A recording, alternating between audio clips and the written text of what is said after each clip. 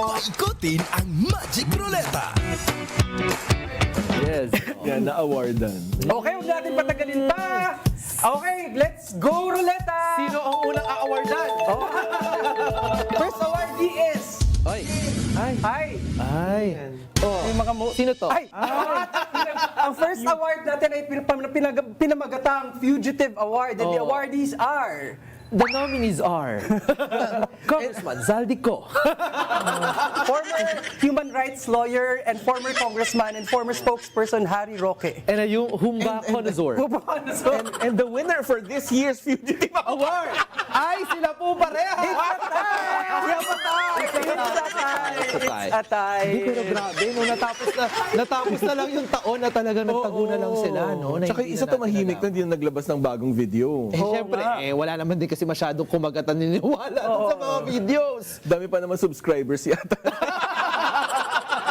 So, Content Creator Award din pala. Oo, di ba? Yung isa din ata kaya siguro nakikipag-away na dun sa Europa for content, for cloud.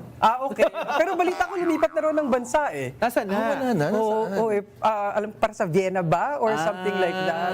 Di ba may mga ugong-ugong na disapprove na ang kanyang request for asylum. But tinan natin, hindi rin natin alam. Pero sinasabi nga natin, ang punto natin dito ay fugitive sila. Ba't ay nilang harapin yung mga kaso dito sa Pilipinas, di ba? Siguro dapat magluto yung mga Pilipino dyan sa European countries. Luto ng humba. Kung Oh, medyo noche, di ba? May chance pa. Humba. Tapos, ayun, nandun yun. Di ba? Tsaka tas tanungan na din nila, hingan na din nila ng New Year's resolution, di ba? Si Zaldico at saka si Harry Roque. Anong New Year's resolution nila sa tingin nyo? Ewan ko, sana malista nila dyan, bagong buhay, di ba?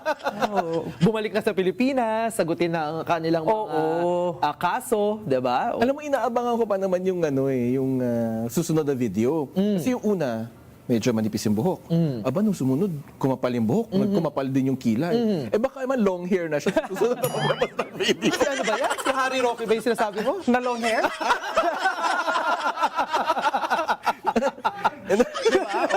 Yan ang New Year's resolution nila. Oo, na baka naman... magbago ng hairstyle. Akala ko naman magbago Actually, ang pangalan naman lang niya, hindi na pala Harry Roque. Ano na? Harry Styles.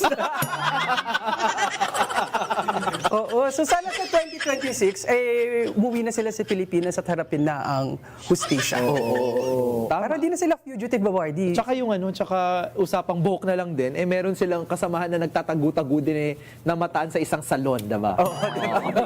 Sa loob ng bansa nga lang, diba? Yan, sige. Okay, sige, tinan natin kung sino pa ang ating susunod na awardees. Ang next award, yeah. This award is going to be presented by Zai Ochona. And the nominees R. for Jet Setter Award. Sino? R. Sino yung isa? Ay, Vice President Sara Duterte. And Congressman Pulong Duterte. Sinong winner? Yung hindi, feeling ko yung winner, yung hindi na-cut yung trip from 17 to 2. Parang may lanong ng konti yung Vice President. Si Congressman Pulong din naman natuloy yung una niya, di ba? Oo, yung 16 Parang, countries. nung unang bahagi ng taon, diba? Kasi di both. It's a tie na naman. It's a tie. Tama. Oo. Tsaka baka mamaya magalit sa ating isa sabihin, mas may pinapaboran tayong kapatid. Oo, hindi, ano po kami, fair po kami dito. Oo, so parehas po kayong panalo sa Jet Setter Award. Oo. Hindi parehas naman kayo nagagagala. Tama. Na parehas na hindi humaharap sa mga investigasyon. Tama. Oo, Tama. diba? Tama. Dahil dyan, parehas po kayong 100% winners ng Jet Setter Award. Congratulations, VP Sara at Congressman. I wonder, ilan na kaya yung miles nitong dalawa na to, no? Oo nga. Donate nyo naman yung miles nyo. Hindi, pero ang tanong nga kasi, bakit ba papunta sila ng punta sa iba't ibang bansa? Syempre, maintindihan naman ng mga kababayan natin kung pupunta sila sa Hague, nandun ang tatay, binibisita. Pero bakit ang dami pang mga bansang pinupuntahan, diba? Ano kaya nga rason, Zad? Lalo na yung yung Vice President na dala-dala yung kanyang security team. Diba? Na at the cost of the Filipino people. The cost of the Filipino people. Tsaka hindi ako naniniwala na walang ginagastos yung pamahalaan kapag bumabiyahe ng isang opisyal ng gobyerno. Alam niyo kung bakit? Bakit? Kung sumisweldo pa rin sila Ay, tama. So di may ginagastos pa rin. Pero nagda-travel. O, diba? Pero dapat, yung sweldo na yun para dito, sa trabaho nila dito sa ating bansa. So di may gastos pa rin. Kaya wag nilang sasabihin na personal nilang pera. Siguro yung pinabili nyo ng eroplano, yung plane ticket, ng accommodation nyo doon. Pero yung oras na dapat na nandito kayo, bayad kayo ng taong bayan. Tama, 'di ba? Hindi naman yan without pay eh. Talagang pag lumalabas sila ng bansa, sumasahod pa din sila. At speaking of pera, yun nga ang tanong ng ilan nating mga kababayan, 'di ba? Pagka sila ay nag-iikot-ikot sa iba't ibang bansa, may kinalaman ba 'to dun sa mga aligasyon, no? Aligasyon na sila ay may mga tinatagong yaman sa ibang bansa, 'di ba? Kasi nakakakitaan din ng pattern na may mga pare-parehas na bansa na pinupuntahan. Kasi kung isa sa mga excuses ay dumadalaw sa mga overseas Filipino, siguro maisipan mo na iiba-ibahin ng mga bansa kasi gusto mo makakilala ng mga May Pilipino all over the world Baka nangangampanya din for 2028 kaya iiba-ibahin. Pero baka hindi 'yun ang dahilan. Oo, bakit nga pabalik-balik? Kung Diba? kung magbabakasyon ka, bakit pa ulit-ulit yung pinupunta? No? So hindi bakasyon 'yun. Oo, tsaka dapat ka fina-flag na 'yan ng dumadaan ba 'yan ng immigration? Di ba sa immigration offload ka, pabalik-balik ka ng isang bansa. Di ba itatanong sa'yo Diba? ng immigration officer, ikaw ba ay government employee? Oo, Tinatanong nila lagi na sino travel authorization Yes, mo. So, yun na nga, sinasabi ko, sarap ng buhay kakabiyahe ng mga leaders natin, pero hindi yun reflective dun sa karanasan ng karaniwang Pilipino na sana all nakaka-travel all Oo, over may the mga world. ino-offload na parang pabalik-balik ka sa iisang bansa kasi pwedeng meron ka na pala dong illegal activities. Or natatraffic ka na. Oo, di ba? So, Oo nga. mga warning signs yan red flag po. Red Yan. flag. So, bantayan dalawang natin. awards. Jet Setter Award, Red Flag Red Award. flag award. Okay, sige. Okay, may bago tayong award. So, sino ba kaya ang award natin? Sino naman? Ang award Ano naman ang susunod na award? Ay, Cliff, sino ba ito? Yan, sino Si ba yan? Secretary Vince Dizon, may may fresh at haggard version. Okay, oo. May before and after. May before and after. Oo, kaya tayo din sila na mabibigyan ng award. Yung, Dalawang awardee. Ang nominees po natin sa award na to ay Sec Vince Dizon, the haggard version. At the fresh version.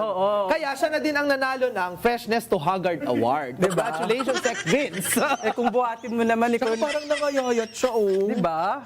Kung ikaw din naman doon, kung ikaw din naman kasi. Diba? Kung ikaw ang muka ng ahensya na pinuputakte ng aligasyon ng korupsyon, talagang bubuhatin mo nga naman yung yung bigat ng na yon, ng opisina na yon. At kutin naman natin, at least Siguro medyo masakit-sakit na siguro yung likod nito Oo nga. si Sec Vince sa pagbubuhat ng lahat ng mga problema sa DPWH. At baka nakakalimutan natin, hindi pa siya masyado nag-iinit sa appointment na sa DOTR, agad siyang inilipat sa DPWH, Yes. di ba? This year lang din yun, This diba? year lang din. So baka makita din natin na una, malaki nga yung nakaatang sa kanyang responsibilidad. Makita naman natin kung yan ang refleksyon ng hirap ng hinaharap niya, nakikita sa mukha niya, mukhang marami pang kailangan harapin sa DPWH. Sana ang New Year's resolution niya ay pahinga. Oo nga. Sana makapagpahinga. Siyempre family. Okay. With Bakit family. ba? Pero anong pahinga? Parang napaisip ako, parang may mali ako. Una, Sandro, wish mo yan. So, Okay. ikaw yung nakakaalam. Tama, may point. Tama naman mo, diba? Hindi, pero syempre, marami namang ding hits si Secretary Vince this year. No? Kasi nakita nga natin na kaya naman din may tiwala sa kanya yung Pangulo na i-handle yung DPWH because may mga good signs nung siya ay nasa DOTR. Diba? Meron talagang attention na resolbahin yung mga issue ng traffic, mass transit, diba? At isa na dyan, yung MRT, yung Yes. gawing apat yung bagon, lalo na tuwing weekends, sa tuwing rush hour. Alam mo, ang laking ginahawa niyan tuwing weekends. Sa try ko na hindi nasiksikan sa MRT tuwing weekends. And ako yung gusto ko nung nasa DOTR siya, and until now na nasa DPWH siya, Sec Vince kasi siya, nakikommunicate siya sa public, di ba? Parang pinapaliwanag niya ano yung challenges, ano yung mga attempts na solution ng pamahalaan, di ba? So may mga hits din talaga siya this year. Yun yung nagustuhan ko kay Sec Vince mula ng DOTR. Talagang napapaliwanag niya sa publiko. Kumbaga, nahihit niya kung ano yung pain point ba, yun yung nako-communicate niya. Yun, di ba? Diba, Pwede naman naglalakad yan sa magpapresko, EDSA. di ba? Naglalakad Oo. sa EDSA. Dama niya yung pakiramdam ng taong bayan. Kaya talagang nagre-resonate din sa kanya. So, sa akin, si K-Sec Vince, ang kampanya naman niya ay alisin ang korupsyon sa DPWH. Palagay ko naman, nagkakasundo tayo na we wish him well. At saka sana yung health niya, no? Sana ibalik natin yung Vince Dizon na nasa private sector na vibe, no? Dahil syempre, kailangan pa natin ng mas mga na tumagal-tagal pa si Sec Vince at huwag mapapakain sa stress. At saka wag din natin kalimutan na inano rin siya sa BICAM, pinaupo rin siya sa BICAM. So diba, ang dami-dami niyang ginagawa. Tama. Kaya nga na-haggard. Kaya nga na-haggard. Sa dami ng ginagawa, from fresh to haggard. Haggard. Actually, I feel you, Sec Vince. Parang ako din gusto kong maging winner ng award. Ay, parang ako rin. So, unfortunately, siya na yung nagwagi. Nainggit pa pala kami dito. Baka meron dyan na Inggit Award silang dalawa tinan natin. Hindi pa pala enough. Okay, sino pa kaya yung awardees? Baka lumabas na kayong dalawa dyan sa awards. Sige. Go, Roleta! Okay. Marami pa tayong mga awardees. Oo nga eh. Congratulations Oy. sa iyo. Sino Okay, to? naku, mahati yung... Wow! From Payong to Kulong Award. None other than Sarah Diskaya na nung panahon na ito naka-finger heart pa. Oo. Tsaka nung tinanong, happy? Happy. Hindi siya sure, di ba? So, hindi Na ba? parang bang kasalanan pa natin, Oo. di ba? Oo nga. Hindi naman tayo nakijoin dyan sa... Di ba? Di ba tayo nakasakay sa mga luxury cars Na nila? bumili siya ng sasakyang mahalin dahil sa Payong. Pero ito this year ito I think ang isa sa for me personally talagang good development naman, 'di ba? Kasi marami mga balita na sakit lang. Nakasikip ng dibdib 'di ba? But at least ito nakakakitaan natin na buti naman may pag-usad yung paghahanap natin ng hustisya at pananagutan doon sa mga maanumalyang flood control projects, 'di ba? Na hindi pwedeng hindi pwedeng yung mga nakinabang kumita enjoy lang hanggang next year. At least may nasampulan naman, diba? Yun nga. At naisubasta na rin yung mga sasakyan nila. Oo. Kasama na yung may Parang, payong. nag-ano ka ba? Nag-bid ka ba? Nag-bid ka ba, Hindi nga eh, Sandro? wala nga akong payong. Yung payong na pala yung gusto ko. Baka feeling ko kung yung Payong lang pinabid, baka malaki, baka may nanalo na. Oo. Hindi, feeling ko nga, ayun, isasama na natin dito kasi yan ay Kulong Award, diba? Oo. From Payong to Kulong Award. Parang ang naman, fashion statement of the year, payong na Rolls Royce, diba? Nakikita ko parang may mga, siguro naman to, mga na lang, imitation na lang. May nakikita ko minsan Meron na. Meron. So, mukhang napasikat din na may mga naglalakad-lakad pagka-ulan na yun yung payong nila. Pero ingat kayo doon kasi nga Bakit? baka payong now, kulong later. Baka yung, talagang yung Payong ay sala, hindi yung mga ghost project, no? Dahil may mga natitira pa pong araw yung taon, may mga hindi pa kayo nareregaluhan, nakaibigan, kamag-anak. Kung gusto niyo siyang makulong, bigyan niyo na ang Payong. Ganun ba? Perfect sa mga tita or tito na ayaw mo talaga.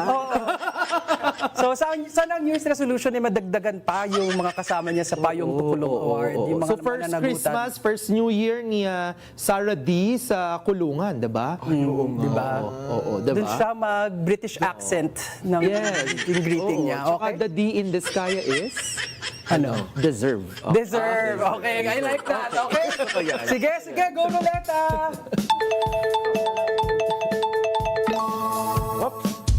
Oy! Uy! Suspended na diba? award ang ating Gamer of the Year, cat advocate, and recently suspended Congressman Kiko Burzaga. Oo. Hanggang kailan ba siya suspended? 60 days, di ba? So, mukhang next year na siya papasok sa Kongreso. So wala tong ginagawa? Nag-game siguro. Hindi ko alam. Pero tinignan ko yung legislative record niya rin naman prior to suspension. Parang medyo manipis din eh. Oo, parang konti lang din naman yata yung nakikita kong legislative work niya. No? So baka may time siya ngayon pumunta sa constituents niya makipag-usap at makapag-file ng mga batas. Sa kaya siya nagpupunta, parang pusang gala ba Feeling ko siya? tulog. Ganyan. Feeling ko Ano tulog. nangyari Kasi kay tingnan niyo yung Congressman picture, oh. Burzaga? Feeling ko tulog. Tulog. Bakit pero pala, on a more serious note. Sana i-take ni Sen Kiko itong Kong Kiko, na pagnilayan ng kanyang mga antics noon, na pwede tayong maging makulit in our own space. Pero respetuhin natin yung institusyon na pinaglilingkuran natin. Oo, dahil kongresista ka, hindi ka naman taga-kanal. Di ba? Oo nga, kasi nga, parang nagiging pusang gala na nga. Pero, ako, pwede ba akong offer ng ibang award? What can you Oo. award mo dyan? Pwede ba siyang kasi feeling ko din, yes, naman siya, suspended award, 'di ba? Pero din siya, parang breakthrough star ng mga DDS award. Best new DDS artist? Oo. Best supporting artist in the DDS universe. Hindi kasi I think all throughout this year din, binantayan natin, ano ba 'tong mga antics ni Congressman Kiko Barzaga para saan, 'di ba? And eventually na-reveal naman na doon naman pala yung kanyang yung antics in the service naman din pala noon, Ay, 'di ba? kaso may kaagaw siya dyan. Sino? Eh, kasi diba Isa pang pusang galang nagwawala? Hindi nga daw siya DDS eh. Hindi. Hindi siya DDS. So, bibigyan natin siya ng Closet DDS Award. Ang tanong, may Rolex ba kayo? Tsaka Gucci? Ayun na. Ay, wala. So, baka hindi tayo pwedeng mag-comment. Hindi tayo Di pwedeng mayaman na kausapin. Closet DDS Award. Sige, kanyan na yun. Alright. Okay. So, baka lumabas din mamaya, hindi natin alam. So, Ay, alam i-check natin kung sino pang awardees natin. Go, Ruleta! Who's next? Kinakabahan ako. Oy! Ay! Senator Ping Lacson, Ping Lacson. At ang kanyang award ay Investigador/Pasabog Award. Yes. Di ba, ano yung kasabihan? Love is sweeter the second time around. Kasi dati siyang naging Blue Ribbon Committee Chair na nag-resign pansamantala na bumalik. Di ba? Dahil walang gustong kumuha yata ng committee na yon. Nabahan ako, Carlo, kung ano sasabihin. Bakit may love dito? Di ba? Love of service. Bakit ba? okay. Di ba? Para sa tao. Oo. Hindi kasi minsan din, diba, kung pinag-iinitan ka dyan ng mga iba mong kasama sa Senado, dahil lang matatapakan sila, dahil sa investigasyon, lalabas ang kanilang mga pangalan, di talagang ikaw, magpapakipot ka na, wag na, ayoko na. Gusto mo, di ikaw. Ganun. Ganun. Pinutakti rin siya ng troll. Oo. Diba? Grabe, pinagpiestahan sila ng troll. Diba? Anong sabi ng mga trolls?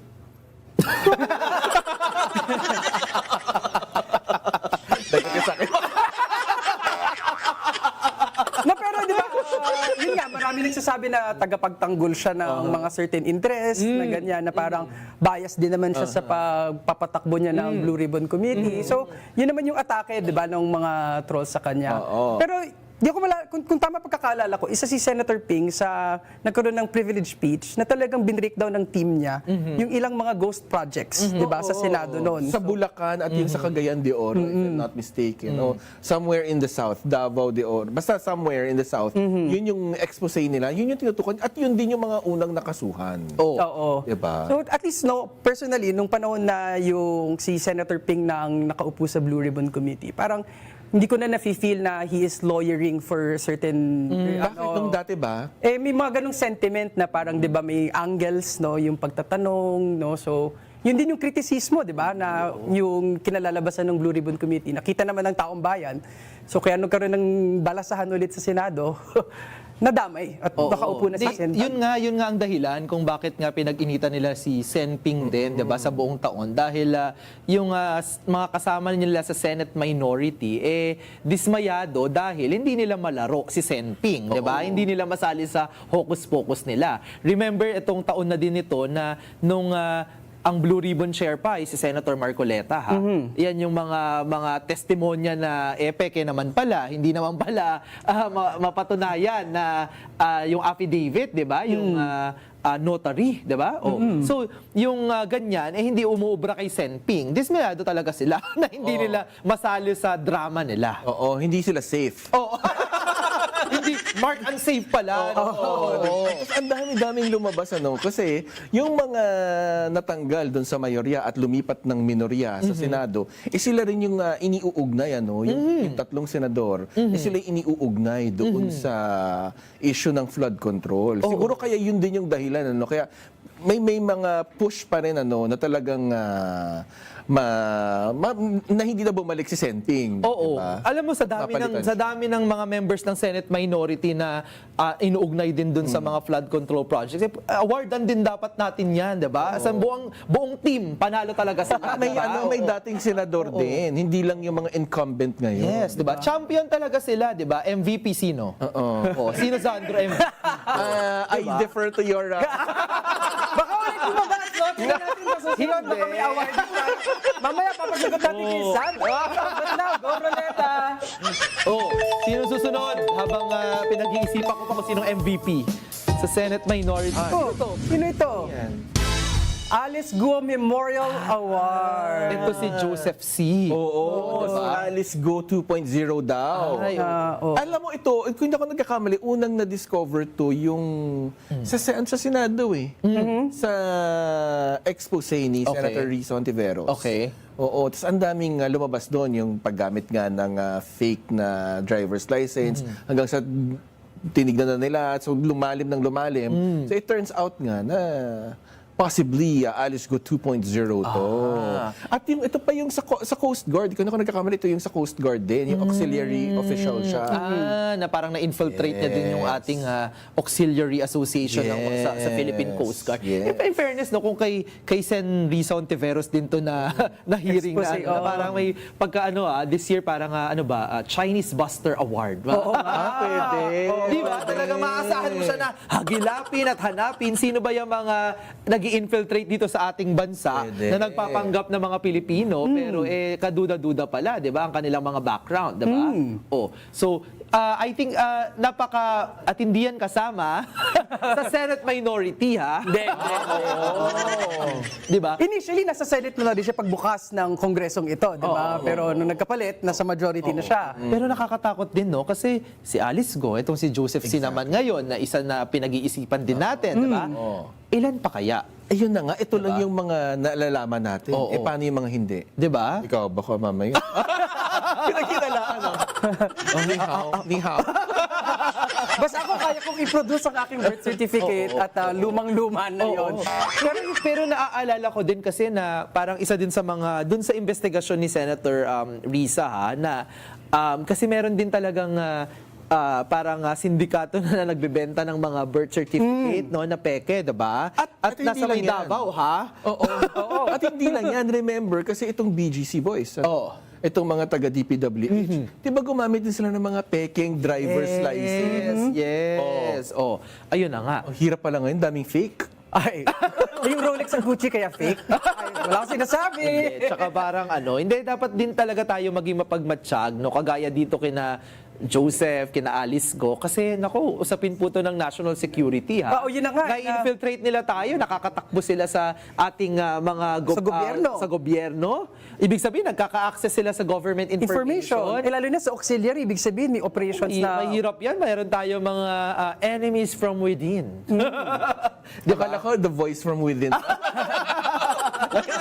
Pero yun yan, delikado din kasi alam mo naman, meron tayong issue na sa West Philippine Sea na mahalaga din na bantayan natin. So, ngayon, sa institusyon ngayon, hindi natin kung sino na yung mga hindi pala dapat natin pagkatiwalaan. At hindi lang po Pilipinas yung nakakaranas ng ganyan, ha. May iba't ibang mga tayong mga kapitbahay, no, mga karating na bansa na nadidiscover din nila merong mga Chinese citizens na nagpapanggap na mga mamamayan din nila na nai-infiltrate, ha. And as far as the United States, Yes, diba? yes. Australia, Canada, malalaking hearing yung ginawa dyan ng kanilang mga kongreso. At nadidiscover sila kasi nagpapadeliver ng hakaw. Ayan. So next year, babantayan pa din natin yan. No? Pero bigyan naman natin ng kudos dun sa mga kagaya ni Senator Risa Ontiveros. Kasama din Senator Win Gatchalian, di ba? Na talagang tinutulungan naman tayo na hanapin sila. Tama. Okay, so tignan natin ang susunod na awardee. Go Roleta! Marami-rami yan doon. BGC Boy o BGC Boys. Lot-lot sa Sugal Award ang ating BGC Boys. BGC Boys, di ba? Tatlong winners. Tatlong winners pero talo sa sugal. Kasi nga puro talo na sila this year dahil na-discover na yung kanilang modus. Tapos nakulong pa. Oo, kaya at least nanalo sila sa award natin. Oh, diba? So congratulations po. Sana sa dadating na 2020, siwalat na talaga nilang katotohanan para malaman na talaga Ako yung isa na akong balato eh. na-surrender na yata yung Sinoli kapraso eh. Oo eh. Sinoli. So, Oo nga, pero ayun na nga na I think ito yung isa sa mga binantayan din ng ating mga kababayan kasi nga, grabe no, pinagkakitaan na nila yung mga peking projects, pinangkasino pa nila. Hindi kasi alam mo yun yung paraan nila para Ano? banlawan. oo, malinis yung pera. Okay. Diba? So malinaw na money laundering yun. Iniibig sabihin ng money laundering, diba? You're cleaning, you're laundering. Nililinis mo yung pera, diba? Ikaw ba, ganong kadami kang beses na naglaba this year?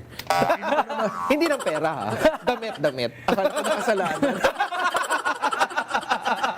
Pero yun nga, so sana nga sa tubuan na rin sila ng konsensya. Ito sa usapin na ito na isiwalat na nga talaga nila Matagal-tagal kung pa sino yan, yung- Carlo. Ito naman, di ba ang bagong taon naman lagi ay, pero syempre high hopes ka, medyo hindi mo pa, binibit mo pa, hindi mas magiging better ako compared to last year, na magbagong buhay, ganyan, maski yung New Year's resolution mo, 3 days lang. Baka sa kanila ganun. So talagang ano no, sadya nilang pinapatalo. Oo. Parang ganun ang sistema, di ba? Oo. Minsan din talaga. Pero hindi lahat yun kasi parang percentage lang. Eh, ang laki nung natalo nila. Tapos i-withdraw na nila. So, i-withdraw na nila. Ipapasok nila lahat. Okay. Tapos papatalo yung konti. Pero yung maliit na yun, hindi yun maliit kasi million yun. Parang ang daming alam ni Zandro dito. Hundreds of millions. Hindi kasi nanonood tayo ng Blue Ribbon hearing sa baybayan. Ando tayo sa Senado nung nanonood tayo. Nakakagigil doon yung million na sana, public services sana. Yes. Na ospital sana, ilang flood control measures sana, no, na hindi kinamatay o kinasawi ng mga tao. Ito ang mga bagay na iiwan na natin this year at hindi na natin dadalhin sa 2026. Okay. Sana, Yun ang tamang banlaw. Oo, pero bantayan pa rin natin, ha? Tama. Maulit Go. yan, ha? Diyan na po kayo. Bahala na kayo sa mga buhay nyo. Okay, sige. At ang next awardees natin, go Roleta. Sino naman? Sino naman yan? Sino yan? Hi, congratulations sa ating, anong award ni Anong General award Torre? ni General Torre? Athlete of the Year I love it. Award. I love it. diba? Oo, kasi nga, Pasintabi po kay Alex Ayala ha. Na merong gintong medalya sa SEA Games this year. ito kasi hindi lang isang sport. Kasi nga si Alex, tennis lang. Eh. Okay. Ano Ito, ba mga sports ni ay, nako, Torre? may boxing na, tumatakbo pa. Tumatakbo para sa labanan ng bullies. Yes, At saka oo. naghamon ng boxing. Oo, at saka next year dahil nga kakatalaga lang niyang MMDA, diba? General Manager. Malay mo mag-star na din yan sa Metro Manila Film Festival. Ay, why not? Abangan natin. Ang multi-talented natin PNP. Iba naman pala si General Torre, Oo diba? nga. Ayan o, diba, nagbo-boxing. Kasi nagpahanda siya dahil nga, diba, sino ba nagaya? Siya o si Polong? Si Ah, Baste. si Baste. Si Baste. Oh, Si Mayor parang Baste. ang intindi ko si acting Mayor Baste ang ano ang naghamon. Ang naghamon. Tapos kinol niya, tapos biglang nagkaroon ng panibagong kondisyon para sumipot, 'di ba? So tinayo nila yung stage kompleto with di ba? May tail Pero of the tape pa nga ito eh. Oo. Ang dami nga naman kasi talagang pinagdaanan din this year ni General Torre. Alam mo ba nung susunod niyang sport yan? Feeling ko dance sport. Bakit? Kasi kailangan niyang sayawan kanyang bagong trabaho. Diba? Kailangan niyang sumayaw. Akala ko makipag-chat siya kay Harry Roque para mahanap siya. Kaya ba? ganon. Pero ang daming naisahan at maraming nasayawan niya si General Torre this year, di ba? Siya ang nakadakip kay Kibuloy. Uy, ano yun napakalaking development din yun. At siya rin ang yung kaya dating Pangulong Rodrigo Oo, Duterte. siya ang nag-operate nung lahat ng mekanismo para pag-landing ni President Duterte ay hindi na siya nakalabas. So siya na airport pala, to airport ang siya na pala ang bagong people's champ. Hindi kasi 'di ba, mga malalaking kriminal 'yan, mahirap 'yan habulin ng batas pero hindi naman nagpatumpik-tumpik pa si General Torre. At fishing sport na rin. naman to? sa dinami namin ng mga nabingwit niya at nahuli niya ngayong taon. Akala ko scuba diving sa Subic or mga ganyan. So good luck sa mga banak na gagawing masama sa kalsada ng Metro Manila. Yes, Makapaglikon niya dyan na si General Torres sa tabi ninyo. Okay. Pero hindi ba ako masyadong happy? Sana next year Ano pa ba? wala, bigyan siya ng iba pang assignment ng Pangulo. Ano ba maganda? Wala, gusto ko yung nanghahabol siya ng mga kriminal. Habulin niya yung mga yan para talagang, I think magaling siya sa ganun yung mga nagtatago, di ba? Di ba? So, Ano bang sport yung pwedeng ganon? Yung naghahanap ng...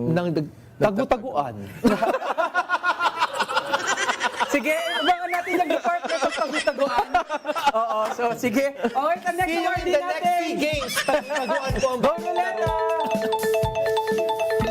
Hey, Ay! ay. Ano yan? Guinness World Record holder ng Tissue Paper Award. Diba? SSS at ako nilang overpriced kung sa pabili ng tissue paper. Paano nyo naman ginagamit nila sa CR yan? Yamat gamitin nila sa CR pero grabe, ganun kamahal talaga? Karami. Ganun karami at kukonsumo natin sa maikling panahon na yon. Eh baka malay mo sila, di ba nung bata tayo? Paper mache. Hindi, Ano ginagawa mo nung bata ka? Hindi tayo magkasabay ng pagkabata. Yung panahon kasi namin. Nung araw, Di ba yung pwede mo Parang mami. okay. Di mo ginawa yun nung bata ka? Hindi. Ano ginawa mo sa tissue paper nung bata ka? ako may allergy ako lagi kaya lagi kong pinangsisinga. Diba? So, Ikaw, Cleve. Hindi ako milig sa tissue. Kasi lampin? Hindi ako minsan okay na yung kamay na pamunas. Pero grabe yan 13 million pesos pala yan. Grabe, tissue lang. Sana iba na lang yung pinagkagastosan nila. I think that's the point. Was it for just this year? Baka naman kasi maraming taon. Parang isang taon lang. Oo, isang taon lang. 13 million? Oo. Diba? Ang daming mga miss yung nagawa nila. sa taon na nagtaas ng contributions ang I think yun din yung parang pain point. Oo, 'di ba? Na lagi ang tanong ay pag tayo ba ay mauna kasi si Sandro mag-retire sa atin. Oo, tama. May makukuha pa ba ang pensyon, In the next 5 years. Oh, ito yung sinasabi ko na very important na bantayan lalo na ng mga kabataan kasi ito'y common fund na kapag 20-30 years from now dapat tayo yung makikinabang. Oo. So, yun na dapat it has to be professionally managed. Yung paggasto sa tissue paper, parang feeling ko excess. Tsaka para as an institution nga na insurance siya, ini-insure niya tayo. Yes. I think magpapakita siya ng magandang halimbawa, 'di ba? Oo. Kasi I think sasabihin din nila sa mga ordinaryong Pilipino, 'di ba, na wag niyo pong gastahin yung inyong pera ngayon para makapag-save kayo sa inyong future. You should do the same at SSS. Exactly. Tapon yun na yung tissue na yan. Ano next year, 12 million na lang. Okay, sige, go Roleta. Sino yan? The winner is Dating DOF Secretary na ngayon Executive Secretary ng Recto. Special Citation for Bawal Utusan. Sinabi niyo to nung isang hearing Oo, sa Senado budget yata. sa Senado nung Oo. siya ay DOF Secretary pa. Paano ngayon mas makapangyarihan na siya bilang Executive Secretary? The little president. Ayun nga. ang definition ng executive secretary, utusan ng Pangulo. Paano yan? Paano ngayon yan? Ano? Masasabi kaya niya kay PBBM yan? Huwag mo utusan? Pwede wag naman Or tayo. kay First Lady? Wala. Di ba? Ma-highway or New York siya dyan. Di ba? So yun, kasi nakakatawa lang yung incident, hindi naman, remarkable lang yung incident na yun. Kasi nga nandun naman sila sa konteksto na dati naman siyang senador, di ba? At nasa executive siya ngayon, pinagtatanggol yung budget. Natural process naman yung pagtatanong sa isang cabinet secretary or as a resource person. So pwede naman mag-suggest ang legislative. So wag naman natin masamain. It's trabaho lang. Wag attitude. Wag attitude. Oo. Okay, sige. Sa special citation, congratulations. Go Roleta! Huli na ba na ito? Award? Nako. Ay! Okay. Laila. Anong award? Manay Laila. Ang ating comeback queen, dating senator, Iba na alala ko. At ngayong come back to the young and beautiful you. na may MMFF entry din yata. Okay. So, ating comeback queen na ngayon, ML Representative, Congresswoman Laila De Lima. Alam mo, na-cover ko siya, senador. So, Pati nung time na nakakausap ko siya. nag-EJK investigation siya. Oo, yun yung nasa Senado ako. So nakakausap ko siya noon. Tapos nung pabalik na siya sa Congress, nasa Congress naman ako noon. So sabi ko sa kanya parang, wow, ma'am, you're back. You're really, really, really, really back. Diba? Anong sabi niya sa'yo? Wala. Hinihingi po namin ang komento ni Congresswoman Laila de Lima. Kala ko sa Hindi, pero kasi alam niyo naman si Ma'am Laila. Very tahimik lang yan. Minsan kapag may mga ganyang tanong, ngingitian ka lang niya. Ngingitian lang niya ako. Diba? At saka hindi matatawaran sa panahon na binabato siya ng mga pekeng kaso. Siya ay nanindigan, hindi nagtago, humarap sa hustisya at hindi nagpakulong. Dahil malinaw ang kanyang konsensya na wala siyang ginagawang masama. At napatunayan nga sa proseso ng paghuhukom, wala talaga siyang kasalanan. At ngayon, buti na nakabalik siya sa legislative through the party list system. Hindi kagaya ng mga nagtatago ngayon. At least nagtakang-takangan dati. Oo, hindi tsaka na-keep na yung kanyang moment dun sa hearing ng Kamara, Quadcom, 'di ba? Yung nagtabi sila ni former President Duterte, 'di ba? Tapos nasa gitna siya ni dating Senator Antonio Trillanes. Ayan, tapos ang katabi niya, Sen Laila, tapos ang dating Pangulo. Nag-ambahan. Ayan na. Tingnan mo, ayan na. Pero tingnan mo, hindi rin siya natakot kahit na umaamba na yung dating Pangulo. Diba? At saka ang nakakatawa dito, nagpapanggap si former president na hindi niya daw kilala. Yan, naalala ko siya, parang may mga ganyan siyang claims Pero si Manay Laila, sinasabi niya na, even before in Davao City, nung ako ay nasa Commission on Human Rights, I've already met you, at dyan pa lang, inumpisahan ko na investigasyon dyan sa Davao Death Squad. So yun, masaya tayo na nakabalik isang kampiyon ng human Welcome rights. back to the comeback queen. The comeback queen. So, and yan. a beautiful you. Oo nga, di ba? Alright, sige, meron pa ba tayo? Wala na. At ano ba yan ang ating awardees for 2025? So yung mga hindi po na-awardan, do better next year. Tanggap kayo ng award. Gugustuhin ka bang na-award? Minsan naman positive ang award Buti naman ang comeback queen. It's a very good story. So, kayo po ay mag-behave. Otherwise, with due respect, awardees po kayo. Okay.